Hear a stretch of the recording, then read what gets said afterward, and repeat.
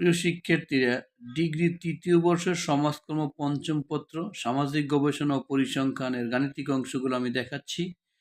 দেখো, বিগত সালের প্রশ্নগুলো এগুলো আসছে। নিম্নের উপত্য থেকে প্রচুরূপ নির্ণয় করো, জাতীয় বিশ্ববিদ্যালয় 19 সালে আসছে। নিম্নের উপত্য হতে গড় ব্যবধান নির্ণয় করো, দেখো জাতীয় বিশ্ববিদ্যালয় 2019 সালে আসছে। নিম্নের উপত্য হতে সংশ্লেষাঙ্ক নির্ণয় করো ও মন্তব্য করো, জাতীয় বিশ্ববিদ্যালয় 2019 সালে আসছে। এবং 2019 সালে আসছে গণসংখ্যা নিবেশন কাকে বলে। নিম্নের উপত্যগুলোর মাধ্যমে উপযুক্ত শ্রেণীবৃত্তি সহ গণসংখ্যা নিবেশন প্রস্তুত করো। 2018 সালে আসছে, দেখো নিম্নের প্রদত্ত তথ্যের গাণিতিক গড় ও মধ্যমা নির্ণয় করো। দেখো এখানে আসছে যে 30 থেকে 34। নিম্নের প্রদত্ত উপত্য থেকে পরিমিতি ব্যবধান ও বিবিধাঙ্ক নির্ণয় করো। জাতীয় বিশ্ববিদ্যালয় 2018 সালে আসছে। দেখো এখানে শ্রেণীব্যক্তি এবং গণসংখ্যা দেওয়া আছে। তো শ্রেণীক্রম সংশ্লেষণ কি? নিম্নের তথ্যসারি থেকে শ্রেণীক্রম সহসম্বন্ধ সহগ নির্ণয় করো এবং মন্তব্য করো।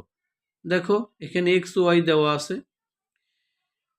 নিম্নের উপত্য থেকে গড় ও মধ্যমা নির্ণয় করো। তোমরা অবশ্যই এই আলোকে গাণিতিক অংশগুলো করবে এবং পরীক্ষার জন্য প্রস্তুতি নেবে। নিম্নের উপত্য থেকে পরিমিতি ব্যবধান ও ভেদাঙ্ক নির্ণয় করো। এটা আসছে 2020 সালে। নিম্নের উপত্য থেকে পরিমিতি ব্যবধান নির্ণয় করো, জাতীয় বিশ্ববিদ্যালয় 2020 সালে আসছে। দেখো নিম্নের উপত্য থেকে গড় ও মধ্যমা নির্ণয় করো, জাতীয় বিশ্ববিদ্যালয় 2022 সালে আসছে। নিম্নের উপত্য থেকে পরিমিতি ব্যবধান ও বিভেদাঙ্ক নির্ণয় করো, 2022 সালে আসছে। সহসম্বন্ধ বলতে কি বোঝায়?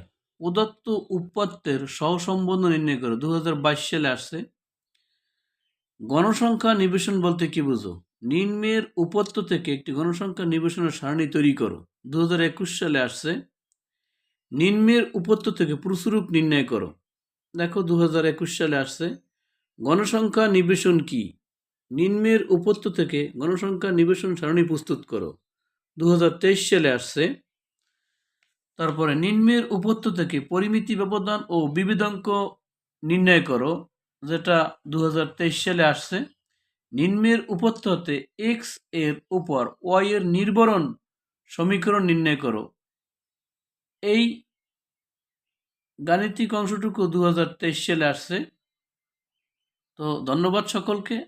আশা করি এই অনুযায়ী তোমরা প্রিপারেশন নেওয়ার চেষ্টা করবে।